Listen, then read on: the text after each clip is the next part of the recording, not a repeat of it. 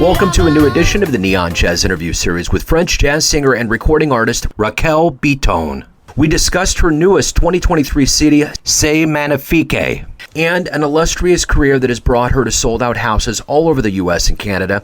The real magic began in 1970 as a teenager when she moved to San Francisco with her parents and brothers. The love affair began with music and singing, and her career took off. She gets into this new project, her history, the future, and so much more. Enjoy. Thank you for calling. Yes, it's great to meet you. Thank you for taking a minute out for Neon Jazz. It's my pleasure. So before we get into the brand new project and album, I want to know the last 3.5 years living through COVID has been quite a thing for all of us, especially the music community. How did you survive that time period, and how has it changed you? Wow, what a fabulous question. Well, I've always been a very focused person, but the COVID time gave me more of a passion to put together projects that are so dear to my heart. That meant that I had to block out a lot of diversion in order to concentrate fully on my project. Talk to me about this new album. How did it come together, and how does it feel now that the world's opening up to have new material out?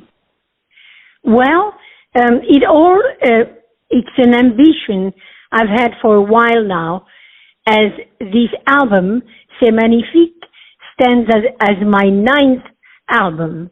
So I had pretty much a while to think about. One day I would like to lay down the songs that inspired me to become a singer one day. And it all began with a song called Mon Ami la Rose. I was very young, probably 11 years old, when I first heard it. And I just melted. I was mesmerized at the word. Mind you, I'm the kind of a singer that would embrace a song because of its lyrics. It's not the music that captures my heart at first. It's the words. And in this magnificent song, Mon Ami la Rose, is a story of a rose who speaks and says, I pretty much, I was in a state of wonderment when I first heard it. I was born at the break of dawn, baptized by the morning dew. I blossomed happy and in love. But as the sun set, my petals closed. I went to sleep young. I woke up old. But remember, I was so beautiful once, the most beautiful flower in your garden. So in my impressionable years, I was like, oh mon Dieu, I want to take care of that rose so she lives forever. But I discovered that I was a storyteller. For me, singing is storytelling. Absolutely. What a great story. What a great visual. I'm curious, with this new album, what are you hoping the listener gets from this album? A lot of love, really. In fact, I have a song called À quoi ça sert l'amour? What is love for? And it's a back and forth explanation of, what love is all about, really.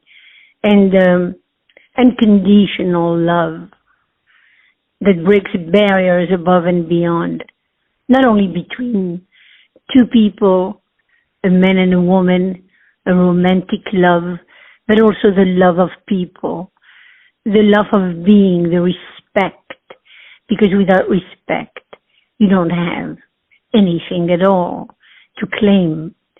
And yes, the titles I chose are, some of them are from when I was a little girl listening for the first time to albums. Actually, I stole my father's LPs. And this album that I have, I made sure that it was an LP as well, because I wanted to recapture all those songs in the old vinyl kind of a thing. So, Yeah. so that's what it is. And when I told of my idea to my co-producer, Rafa Sardina, who, my God, is an 18-time Grammy Award winner. It's our third album together. And I said, I want to do this kind of an album. And in a magical way, everything got together. The musicians that we hired, in their own rights and their own glory, are Grammy Award winners. Everybody wanted to be part of this project. Also because it was, if I may say, it was dedicated to one of the great acoustic guitar player ever, Ramon Stagnaro. And Ramon played, you could have heard him on many songs with Andrea Bocelli. But when he and I, my voice was with his guitar, it brought my singing to another heavenly level. So he put this whole thing together with me before passing, right before the recording. But he had chosen all the musicians, the orchestrator, arranger, Jorge Escobar. But what I have to share with you is that very early on in my career, I was pegged by the press and the people. Oh my God, Raquel Bitton, she is Edith Piaf. There will never be another Edith Piaf.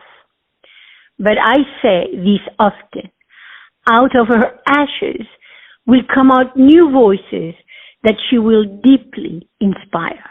And that's what I was, deeply inspired. I did write a show about her life and songs, and I performed it in great stages around the world, but I was not imitating her, and I was not replacing her, for sure. I was lending my voice to an extraordinary story. So, absolutely. But my niche, if I may say, my niche where my voice sits so happily in is with a Latin rhythm behind me. This is because I was born in those kind of surroundings where Portuguese, Spanish, French, that's the music I grew up with. So let me ask you this. What's the first live show that you ever saw when you were growing up that blew you away, that made you want more or made you think, I want to be on that stage one day? You know, I have to be honest with you.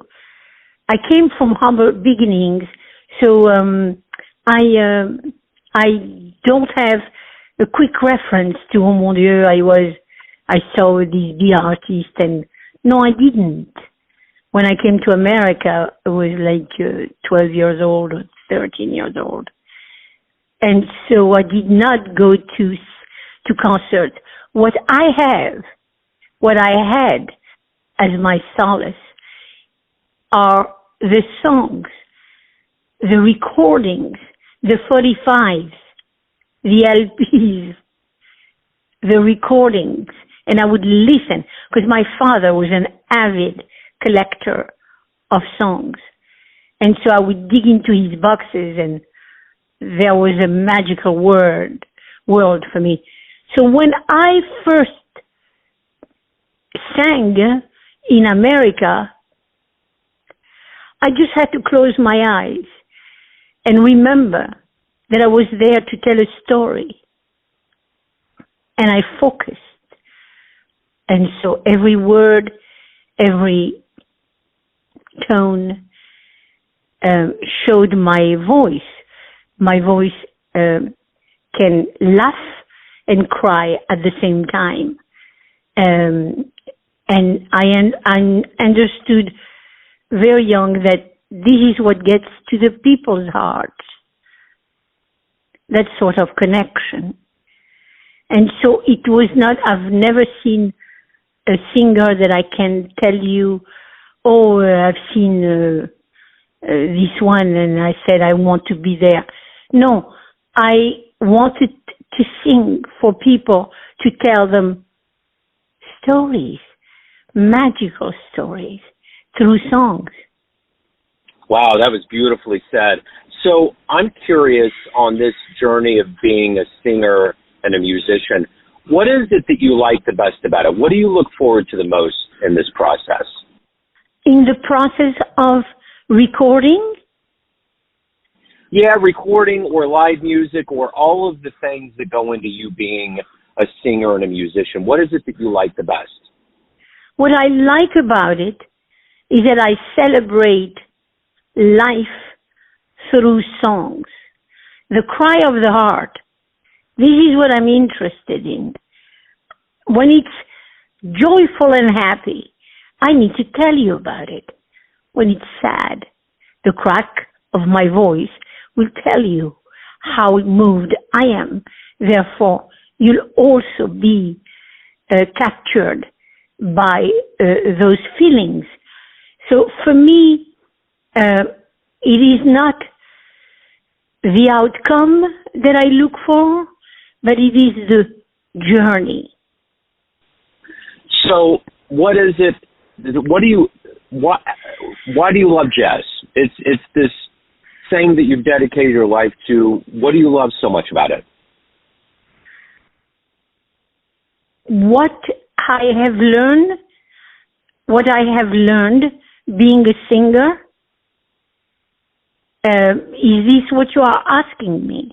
Well, no, it's more of what is it about jazz and music that you love so much that's always been a part of you that you've looked forward to?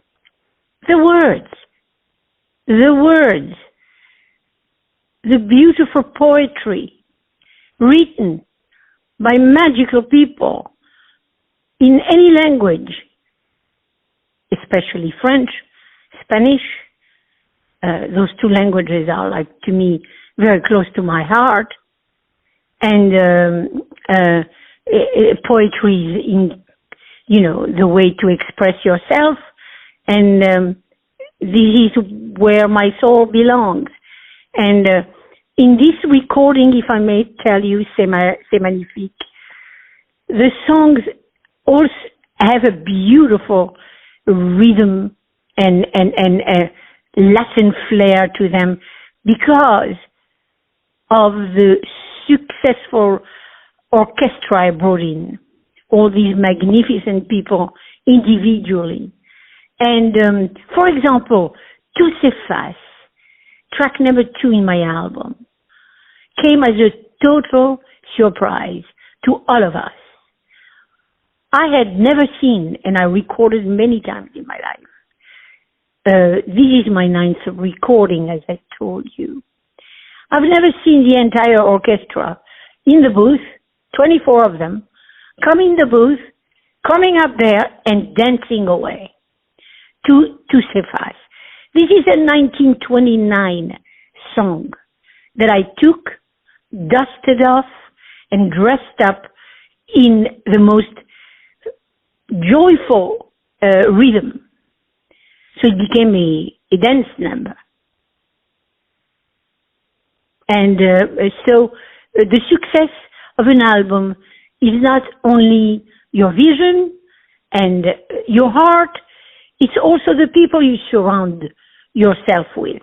The extraordinary musicians come first. And then, of course, Rafa Sardina as my chief engineer and co-producer, and just that array of magical. So everyone out there has an idea of who they think you are, your family, your friends, all of your fans, but you ultimately are in control. What is your perception of you? Who do you think you are? I've stayed very much connected to my humble beginnings, and I understood that riches do not come from things, but riches of the heart are everything. And so I know who I am. I am very compassionate. I'm very loyal to my dedication to another human being. I'm very nurturing by nature. And this is who I am. I am. Yeah. So, Raquel, if anyone wants to pick up the brand new album, if anyone wants to see you live, learn more about anything about your world, where's the best place for them to go? They go to my website, which is raquelbitton.com, and on my Instagram at Raquel Bitton Music. And it's all there. But my website is a beautiful hub of everything I'm telling you. It's right there. Raquel, this has been wonderful. Thank you so much for your eloquence and your wit and opening up your story and about the new album. I really appreciate it. This is my pleasure. Thank you so much for calling me. Thanks for listening and tuning in to another Neon Jazz interview, where we give you a bit of insight into the finest players and minds in San Francisco, Kansas City, and spots all over the globe, giving fans all that jazz. Thanks to Raquel for her time, class, and cool.